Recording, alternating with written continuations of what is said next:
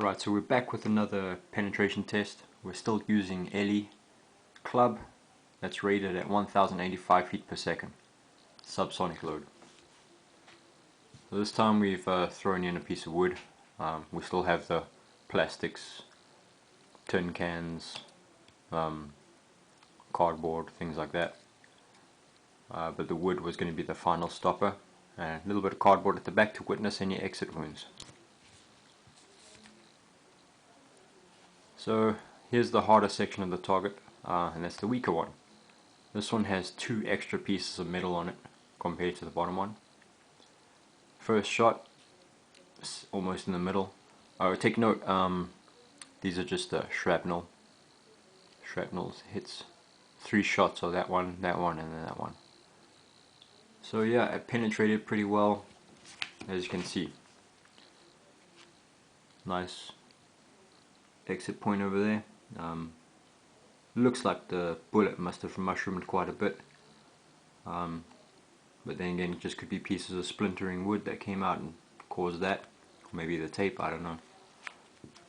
Second shot was in the weak section over here.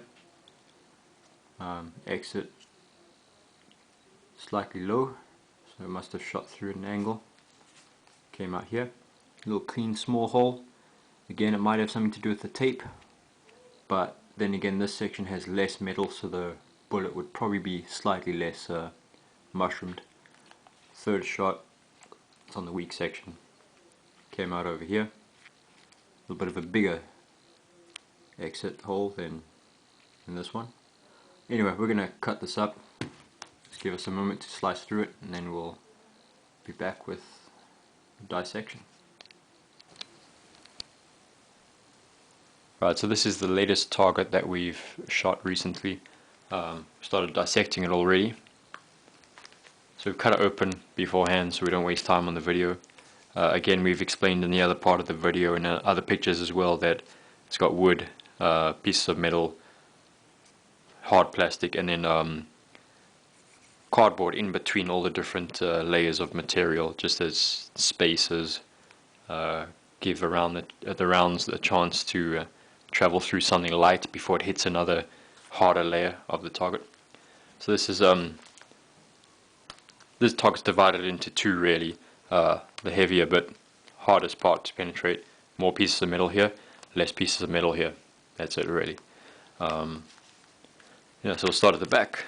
Those are the more pieces of cardboard at the back we were hoping would maybe catch a little bit of shrapnel or something. We'll have a check later in there. It's going to be difficult to look in it now. If we find anything, we might post some pictures or whatnot. Here's the hardwood thing we mentioned earlier. It's 18 millimeters wide. It's it is a hardwood. I don't know what type of wood it is, and that's I think 12/16 of an inch. More cardboard. There's the 3 holes there. There's a bit of tin stuck in there from somewhere. One of these pieces of metal stuck in the wood. There's more tin. You can see the other tin in there again. Impact points, that's cardboard. Cardboard again. Here you can see pretty well that the cavity on top, on the harder point, is thicker. So the bullet didn't mushroom before it hits this piece of metal, piece of plastic. And that's why the cavity throughout is a lot larger.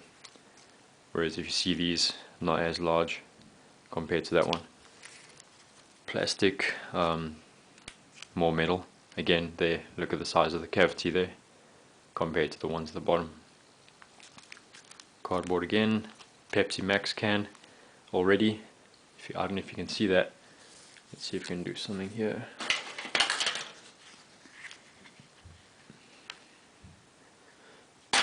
Yeah, well, anyway, if you can't see that on camera, this cavity still already is bigger, slightly bigger than these 2 over here.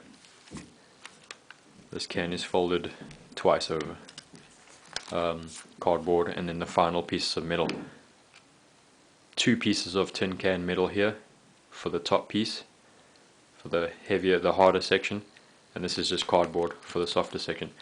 Top section had 4 pieces of metal. These 2 here, this one, and then the final one. Whereas the bottom section only had this one here than the Pepsi can. But then it had everything else exactly the same amount of cardboard, Pepsi can, one piece of plastic, more cardboard, the wood, and then the witness cardboard at the back to see what comes out of the target. Tape, same amount of tape going way around. So we did try to keep this as scientific as possible. No cheating anywhere, one piece has a bit more tape or anything like that. Again, it's Eley Club, 1085 feet per second, it's a subsonic round, and we were still pretty surprised that it managed to penetrate even this part. It seemed to go through without any problems. We'll definitely come back with more. We do want to stop this round at some point, and we'll definitely come back with a lot more penetration tests in the future, different velocities, subsonic again, maybe some hollow points, standard velocities, high velocities, and then hyper velocities. We'll also mess around with hollow points, flat points, and then round nose as normal. Cool, so that's it for now, and just keep checking the blog. That's rimfireblog.blogspot.com. We're going to specialize in penetration tests.